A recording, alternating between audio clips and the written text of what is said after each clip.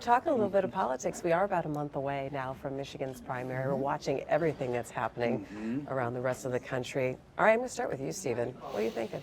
Well, I mean, I think you can't talk about the primary anymore without talking about Mike Bloomberg and what role he might play beginning in states like Michigan. He's not going to show up until later in the cycle. He's sitting out Iowa and New Hampshire. He'll sit out South Carolina and Nevada and then jump into the race. And by the time they get here, it could be close. I mean, his support seems to be moving upward, even though he's not technically in the race yet. He's not debating. He's not on the ballot in the states that are holding primaries. But it's fascinating to watch. I mean, it's fascinating and horrifying all at the same time, right? This guy buying his way onto the ballot is somewhat problematic. But if you look at the rest of the field and the things that are going wrong for them, it's hard to say that they don't need a candidate who's got a little more together and is a little more organized and has the money to take on the president. And that's what you're really talking about, the role that he's going to play, the role that the money and that kind of financing and pushing the message out. No. We've never seen this much money spent. And, you know, he had a little preview of it in 2018 when he bought the Virginia legislature. I mean, we have never seen transactional politics at this level. I mean, he bought that legislature. They proceeded to enact his agenda. And now he's spending the same kind of money, much, much more. I think he's spending about $100 million a month almost on his own campaign. I can't even wrap my head around how you spend that. It is, and it's his money he's spending. It's why you haven't seen him on the debate stage, because he doesn't have the broad base of donor support that the Democrats require. They're going to have to back off that soon, because if you look at his progress up the polls, I mean, he's getting into that 13-15% range without having appeared on a debate stage. I think he's the force to be reckoned with, strictly because of that money. And you know, in my mind, he would be a pretty decent choice for Republicans who are disillusioned with Trump if he just keep his hands off our guns and big gulps. You know, this nanny tendency of his is unappealing to a lot of conservatives. Yeah, but I would think that this is pretty disillusioning, though, to people to saying, if I don't have this kind of money, there's no way ever that the candidates can make it this far. It's the system we've allowed to develop. I mean, if you look at the way that we have backed off campaign finance laws that we used to have, the way that Citizens United changed the playing field, conservatives cheered that when it happened. Now they're upset because the person who's probably going to take the most advantage of it is a Democrat, or at least a Democrat now. I mean, the idea of Mike Bloomberg being a Democrat is debatable too. He used to be a Republican. Well, I mean, maybe he's neither. Maybe that's what people want. But what's really interesting about him is, Nolan says, look, he's got to keep his hands off our guns and our big gulps. I think if you sit on the other side of the political spectrum, you're most fearful of stop and frisk. I mean, the really aggressive policing that he not only debuted in New York, but doubled down on over and over again, even when it was clear that it had a disproportionate effect on African Americans and made the city intolerable for a lot of people. I mean, he's got criticism that will come at him from both sides very strong. And that's interesting that you bring that up, because there's been so much conversation about Democratic candidates not having a connection with the African-American community. You see all the front runners right now who seem to be arguing on stage, oh no, I have African-American support, I have black support, and it seems a little tone deaf coming from a lot of white men standing on a stage and saying, no, I'm really the one that's going to have the support. Do you see that as a huge problem for Democrats right now? Well, I think Joe Biden will, traditionally he has done very well with African Americans, and they will play a very large role in deciding the ultimate candidate. He does well with older voters and older Democratic voters and black Democratic voters, and those are key constituencies. I wouldn't count, Joe Biden's been slipping. I think once this primary season goes to the South, Joe Biden's in pretty good shape. He will do better.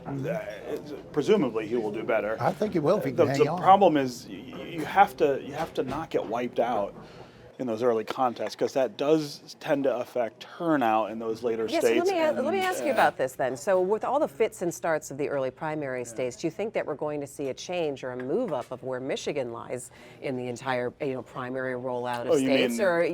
Going forward? Yeah, going forward after I think, this year. there's a better case to be made now than ever that the way we're doing it doesn't make a lot of sense and it doesn't work. The question is, what else do you do? I mean, that's always been the sticking point, and everybody wants to go first. I have always thought, and I can remember writing back in what was it, 08 or 9 when this came up before, that the smartest way to do it seems to me to divide the country into regions and pick a state from each region to go first together each time. You could rotate the states, you could rotate the regions. There are lots of ways to make sure that it's not one state. The idea that one state should go first, I think, is kind of silly anyway. You have, for a year or more, up to 2 years, these candidates camping out in Iowa and New Hampshire. Yeah. It makes no sense. If you had cluster primaries, it doesn't have to be regional. You can draw a state from each region. From each region, right. Look for diverse states. Force these candidates early on to campaign nationwide and not just say, gosh, if I can win in New Hampshire, I can win in Iowa, then I've got momentum. That hasn't necessarily proved true either. I mean, you think about the candidates who have won Iowa, not all of them have gone on to win the nominations. I mean, it proved important for Barack Obama, right? I mean, that candidacy dies if it doesn't do well. In those early primaries, but it didn't help Huckabee at all. It killed Rick Santorum in what was that, 12, I think. It's all over the map, and it's an odd state. I mean, not odd in the sense of being strange, but odd in the sense of being not like other places. I mean, it is a very distinct population that doesn't sort of reflect so much else of the country. All right. So let's look at Michigan in this next month. What are we planning, besides seeing a lot of Mike Bloomberg ads? What are we going to be seeing now from candidates in the next couple of weeks? Well, I don't think they're going to get here for a couple of weeks. I think they're going to have their hands full with the Super Tuesday states. I think you'll see a huge surge of candidates into Michigan in the week, 10 days before the primary, but I don't expect to see a whole lot of them here. Typically, we don't play that big of a role in the primary. I mean, it matters in the sense that there's delegates up for grabs, but it's not like these other states. And because we're behind Super Tuesday, often you have somebody who's already got so much momentum that it doesn't matter, and we tend to pick somebody who's not going to win anyway.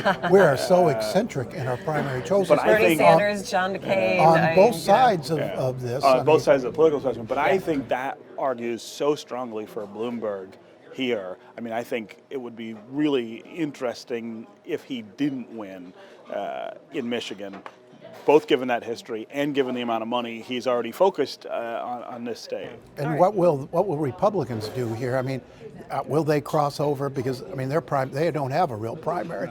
So will they cross over? And if they do, who will they vote for? It's an interesting question too, right? All right, a budget debate going on in Lansing. Everyone's got to have a budget.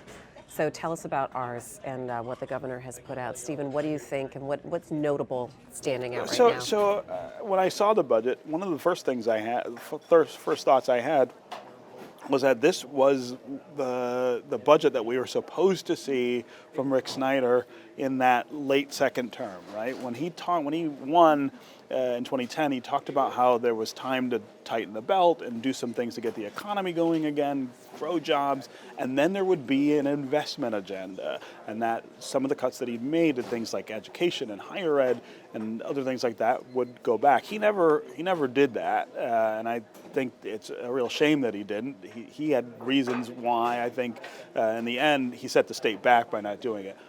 Whitmer is saying, I'm going to go ahead and do that. I'm going to go ahead and reinvest in these things that actually open up opportunity and close the inequality gap that is really becoming a real problem in Michigan. So if this is the reinvestment agenda, is she reinvesting in the right places? Nolan? I'm not sure I would agree with that characterization, and particularly on roads. I mean, this borrowing on roads, we've talked about that's probably the only thing she could have done to get an immediate infusion of money into roads, except, she has completely dismissed the Republican idea that we can find money elsewhere in this budget to put in the roads. Maybe not all of it, but we can find some money, and we maybe should start using that sales tax money for roads. she's completely ignored that, which seems to me she's going to have problems getting this through the Republican legislature again. And I fear we're going to go right down to the wire again, and there's going to be another round of vetoes, and we're not going to have a functional governing process when it comes to the budget. Minute The left. spending on education, Yeah. for instance. I mean, that's something we have needed to do for a long time. Snyder never put that money in the budget to begin with. Snyder raised education spending by a lot, perhaps not enough. Actually, he didn't. But didn't. overall education spending He went did up it during the, he did it by during the putting money into Snyder, their pensions, but the per pupil which allocation, saved money for the school districts. but the per pupil allocation was so low by the time he left office, and we are behind on that. His last 4 years, he raised every year tried, the per yeah. pupil enough.